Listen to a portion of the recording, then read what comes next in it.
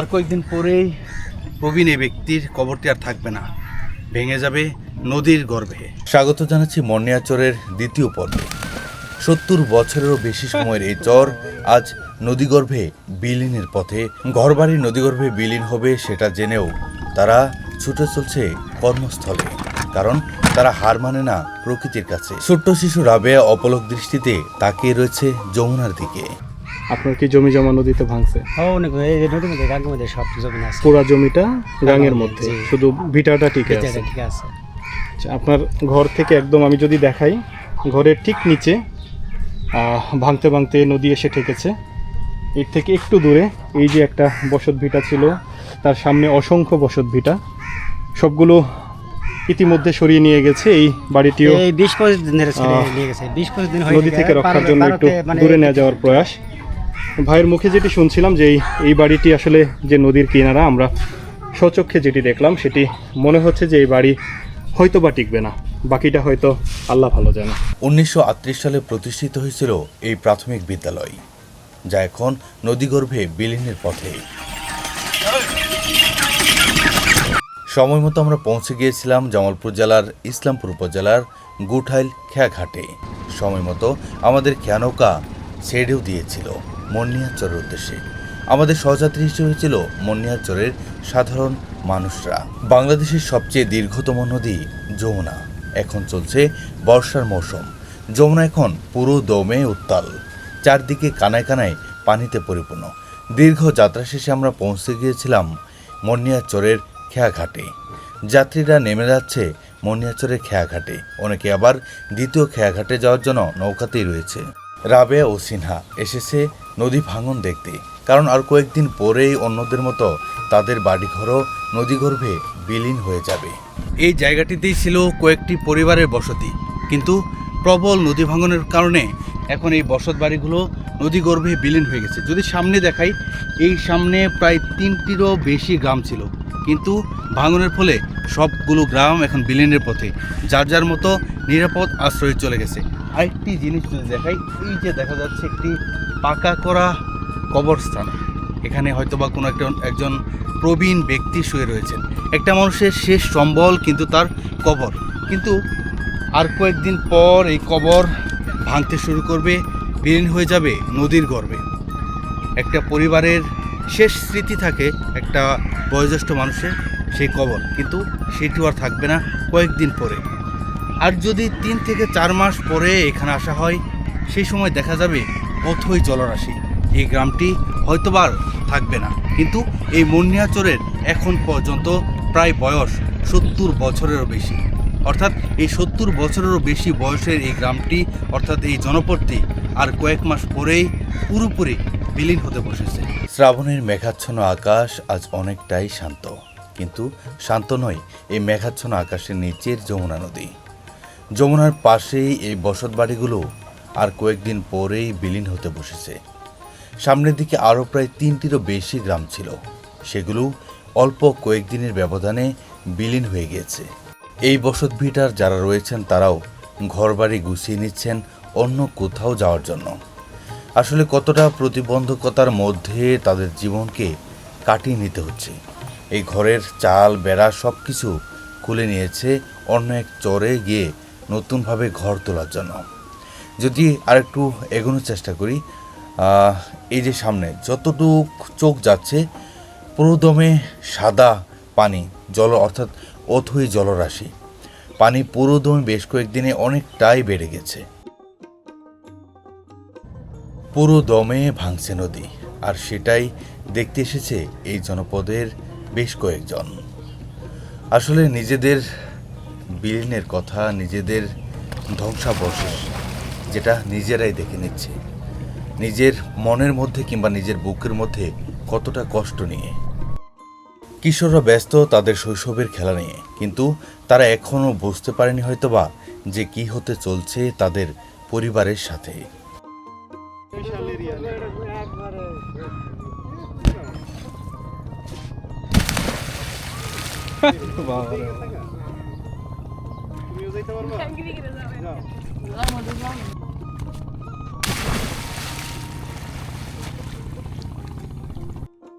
নদী তীরবর্তী চরাঞ্চলের সংগ্রামী মানুষদের এক একটি বসত ঘর কিংবা বসত বাড়ি যেন এক একটি স্বপ্ন তৈরির কারখানা, কিন্তু সেই স্বপ্ন তৈরির কারখানা আজ পুরোদমে বিলীনের পথে। এই যে ঘরটি দেখাচ্ছি, প্রায় 4 বছর হলো তারা এখানে এসে নতুন বাড়ি করেছিলেন, কিন্তু ভাঙনের কবলে পড়ে এখন সেগুলো আবার নতুন করে ভেঙে নিয়ে যেতে হচ্ছে অন্য কোনো এক চরে। আসলে কতটা পরিশ্রমের মধ্যে, কতটা প্রতিকূলতার মধ্যে তাদের জীবনকে কাটাতে হচ্ছে সেটা কেবলমাত্র তাদের কাছে গেলেই বোঝা যায়। অশ্রুসিক্ত নয়নে শুধুমাত্র বলে, আমরা ভালো নেই। উপরআল্লাহ জানি না আমাদের সাথে কিসের পরীক্ষা নিচ্ছেন, তবুও সৃষ্টিকর্তার উপরই তাদের শেষ ভরসা। এটাই বলে আল্লাহ যা করেন সব আমাদের মঙ্গলের জন্যই করেন। আসলে কতটা ধৈর্য নিজের মধ্যে থাকলে এত প্রতিকূলতার পরেও তারা সৃষ্টিকর্তাকে নিয়ে এমনটা বলেন। নদীর তীর ঘেঁষে আমরা যখন এগোচ্ছিলাম তখনই চোখে পড়ল এমন এক চিত্রে কোনো এক পরিবার তার নিজের পরিবারের আসবাবপত্র থেকে শুরু করে প্রায় সব কিছুই ভেঙে নিয়ে চলছে অন্য নতুন এক জায়গায় যাওয়ার জন্য, অর্থাৎ নিরাপদ কোনো এক স্থানে যাওয়ার জন্য। আসলে তারা কতটা সংগ্রাম, কতটা পরিশ্রমের মধ্য দিয়ে জীবন কাটায় সেটা কেবলমাত্র তাদের কাছে গেলেই বোঝা যায়। প্রত্যেক বছরের বর্ষা মৌসুম এলেই তারা প্রতিকূলতার শিকার হয়। নদী ভাঙন, জলোচ্ছ্বাস থেকে শুরু করে নানা প্রাকৃতিক দুর্যোগের শিকার হয় এই নদী তীরবর্তী চরাঞ্চলের মানুষরা। প্রত্যেক বছরের বর্ষা মৌসুম এলেই যমুনা হয়ে ওঠে ভয়ঙ্কর রূপ ধারণ করে খরস্রোতা। প্রবীণ কোনো এক ব্যক্তির শেষ আশ্রয়স্থল কবরস্থান, আর সেই কবরস্থানটি হলো একটি পরিবারের স্মৃতি হয়ে থাকে, কিন্তু এই কবরস্থানটিও নদীগর্ভে বিলীনের পথে। ভালো থাকার কথা না, এই যে একদম কাছে যমুনা নদী চলে আসে, হয়তো আর কয়েকদিন পরেই। এগুলা কোথায় নিয়ে যাবেন এখন? মানে কোনো চিন্তা ভাবনা করেন নাই যে কোথায় যাবেন? এটা কি আপনাদের আদি বা বর্গা নেওয়া কোনো জায়গা না নিজস্ব জায়গা ছিল? এটা নিজস্ব জায়গা ছিল। সরকারি কোনো অনুদান পাইছেন না না না নদী ভাঙছে যে? বা কোনো তদারকি আসছিল, কোনো খোঁজ খবর বা আপনাদের ডিসি অফিস থেকে বা উপজেলা অফিস থেকে টোটাল কিছু আসে না? এই যে বাড়ি ঘর ভাঙতেছেন এগুলো হচ্ছে আসলে অনিশ্চিত, কোথায় যাবেন কি করবেন, মানে যেন নদী ভাঙলে নিয়ে যাওয়া যায়, একটু সরানো যায়। এখন কোনো হান্তি জায়গা জমিন পাই নাই, আমার কোনো অংশ কিছু নাই নাইনকে দেখে তো যে চাল নামায় যে পিছনে আছে। এই চরে কত বছর থেকে আছেন? অনেক বছর। আপনাদের যতটুকু পুঁজি, যতটুকু কষ্ট মেহনত সব তো এই চরেই। হ্যাঁ হ্যাঁ, এই চরে। এটা ভাঙে গেলে আর কিছুই কোথাও যাওয়া না যায় না। না এর আগেও কি নদী ভাঙনের শিকার হয়েছেন কখনো? না, এই জায়গাতে আমরা বাড়ি করে কোনো নদী ভাঙি। কত বছর ধরে এখানে আপনারা নতুন বাড়ি করছিলেন? কিন্তু এই চোরের বয়স আনুমানিক 60 কিংবা 70 বছর এরকম, হ্যাঁ তাই না? 60-70 বছরের মধ্যে এবারই সব থেকে বেশি ভাঙন। অশ্রুসিক্ত নয়নে প্রত্যেকটি চোখ ভেজা ভেজা, এক একটি স্বপ্নের বাড়ি, আর সেই স্বপ্নের বাড়ি ভেঙে নিয়ে যেতে হচ্ছে অন্য কোনো এক অপরিচিত জায়গায়। বুকের মধ্যে কতটা কষ্ট নিয়ে তারা প্রত্যেকটা দিন, প্রত্যেকটা মুহূর্ত পার করছে সেটা কেবলমাত্র উপর আল্লাহ এবং তারাই বলতে পারবে। প্রত্যেকটি বসত ভিটার সাজানো গোছানো সব কিছুই, পাশেই গোয়ালঘর, থাকার ঘর, রান্নাঘর সব কিছুই রয়েছে, কিন্তু প্রকৃতির নির্মম প্রতিকূলতায় তারা আজ অনেকটাই হেরে যাওয়ার পথে।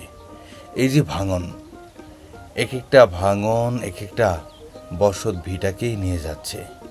বিশেষ করে রাতের সময়টাতে নাকি সবচেয়ে বেশি ভাঙন হয়। এটি হলো গ্রামীণ এক মেঠোপথ, মেঠোপথের দুপাশে বসত বাড়ি, আর সে বসত বাড়ির গবাদি পশুগুলো রাস্তার ধারেই বেঁধে রাখা। কত সুন্দর সাজানো গোছানো বসত ঘর কিংবা এখানকার এই জনপদের পরিবেশ, কিন্তু আর কয়েকদিনের ব্যবধানে হয়তোবা এখানে কিছুই থাকবে না। কিন্তু আমরা চাই উপরওয়ালা রক্ষা করুক তাদের। সামনেই যে ভবনটি দেখতে পাচ্ছেন এটি হচ্ছে মনিয়ারচরের সরকারি প্রাথমিক বিদ্যালয়। এই বিদ্যালয়টি প্রতিষ্ঠিত হয়েছিল 1938 সালে, অর্থাৎ দেশ বিভাগেরও কত আগে।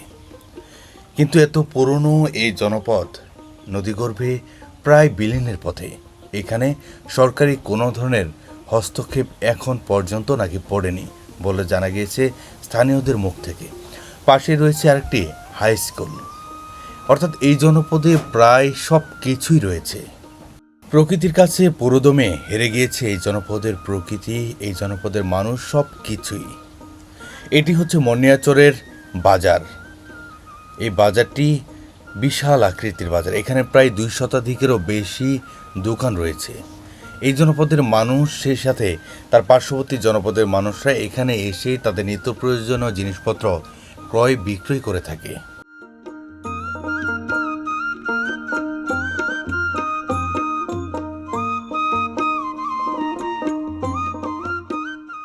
গুঠাইল থেকে নিয়ে আসা পণ্য নিয়ে যাচ্ছে মনিয়ারচরের এই বাজারে। এটি হচ্ছে গ্রামীণ এক মেঠো পথ, দুপাশে সবুজে বিস্তীর্ণ আবাদি ফসলের মাঠ। মনিয়ারচর মূলত বাংলাদেশের অনন্য এক অর্থকরী অঞ্চল, কারণ এখানের উৎপাদিত কৃষিপণ্য চলে যায় দেশের বিভিন্ন জেলা কিংবা বিভাগে। বাংলাদেশের দীর্ঘতম নদী যমুনা। যমুনার বুকের উপর দিয়ে বয়ে চলে শত শত ট্রলার। কোনো ট্রলার হয়তো বা যাত্রী পারাপার করে, আবার কোনো ট্রলার মালামাল পারাপার করে। ভাঙা গড়া, এই তো নদীর খেলা। আর ভাঙা গড়ার মধ্য দিয়েই নদী চলে তার নিজের গতিতে। এখানে কারোর কথা নদী বুঝে না, বুঝবেও না কখনো।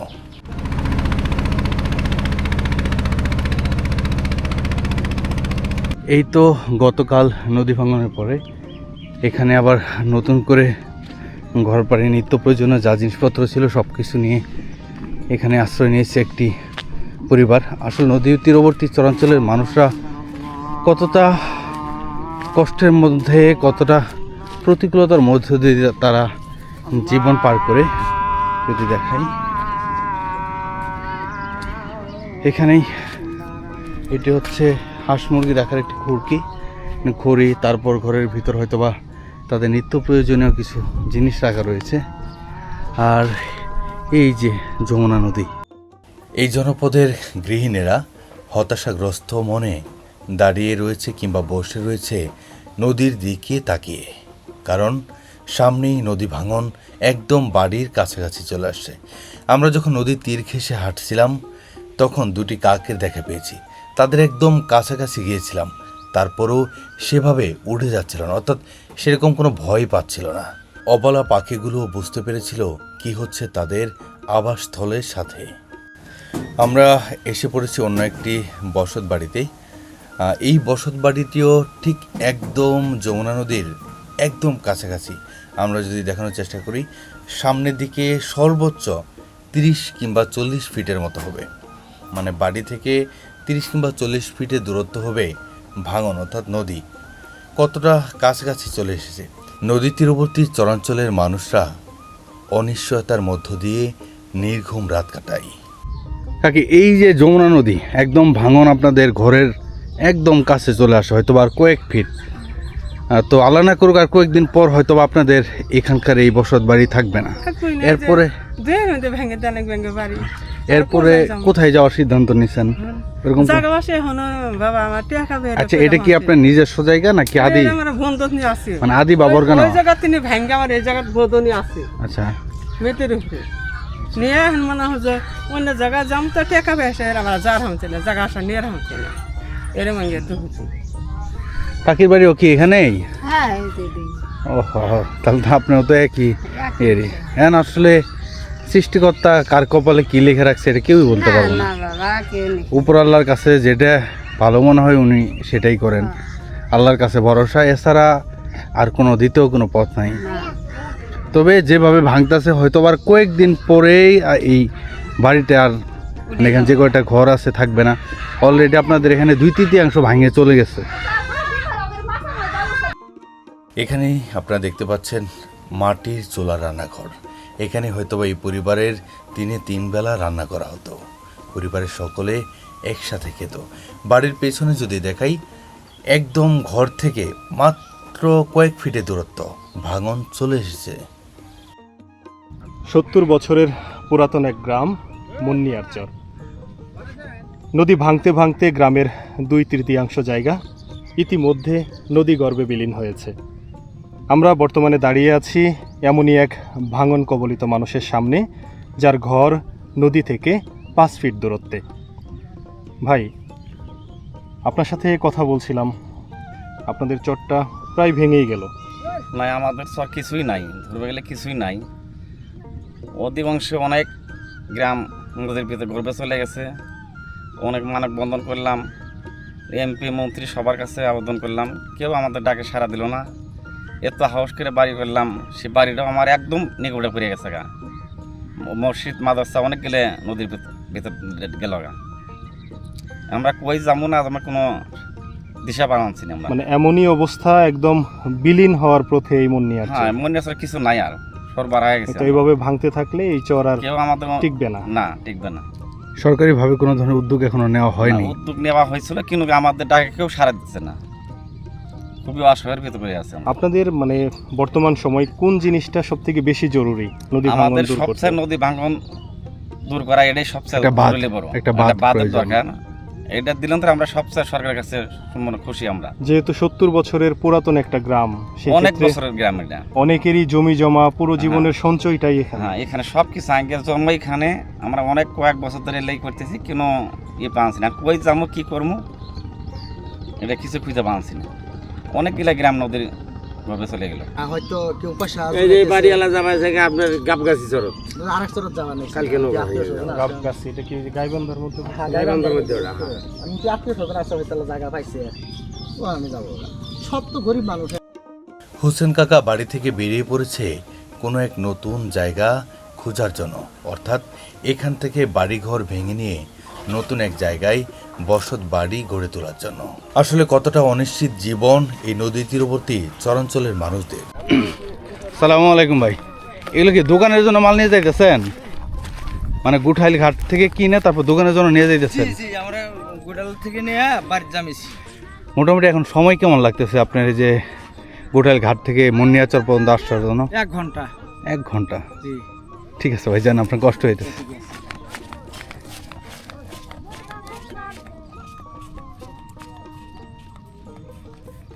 প্রত্যেক বছরের বর্ষাকাল এলেই যেন যমুনা পুরোদমে ফুলে ফেঁপে ওঠে। এখন পুরোদমে বর্ষার মৌসুম চলছে। কানায় কানায় পানিতে পরিপূর্ণ হয়ে গেছে যমুনা নদী। উত্তাল যমুনার বুকের উপর দিয়ে বয়ে চলছে খেয়া নৌকা। আমরাও সময় মতো খেয়া নৌকায় ধরে চলে যাচ্ছি মুন্নিয়ারচর থেকে ওপারের ঘাটে।